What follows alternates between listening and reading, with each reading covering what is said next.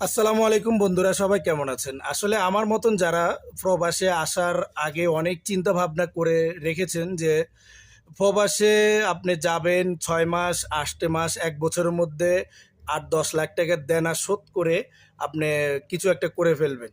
এটা আসলে আমিও আসার আগে অনেক চিন্তা ভাবনা করছি যে সাউথ আফ্রিকা যখন কাগজপত্র জমা দিই তখন চিন্তা করছি যে বেশি না 8 লাখ টাকা 1 বছর 2 বছরের মতো লাগবে।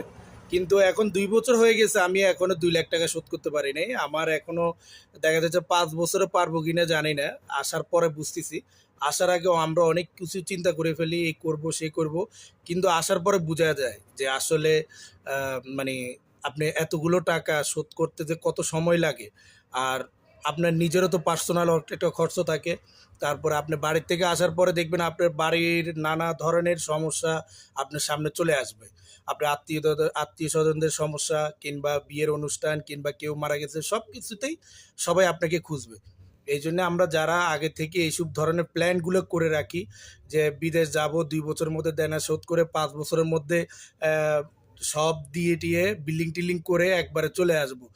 এই ধরনের চিন্তাভাবনা যাদের আছে তারা জীবনেও বিদেশে এসে কিন্তু উন্নতি করতে পারবে না। আপনি বিদেশ আসবেন, আপনার নসিবে যা আছে আপনি তখন আপনার ওই জিনিসটাই তখন আপনি ফিল করতে পারবেন এবং ওই জিনিসটাই ইনস্ট্যান্ট আপনি কি করতে পারবেন তখন আপনার একটা পরিস্থিতি আপনাকে বলে দিবে যে আপনি কতটুকু আ নিজের দেনা শোধ করে কতটুকু কি করতে পারবেন ভবিষ্যতে, সেটা আসলে ভবিষ্যতে বলে দেয়। হ্যাঁ? এজন্য আমরা অগ্রিম যা ভাবি, যা চিন্তা করি এগুলা কোনো কিছুতেই আসলে করা সম্ভব না।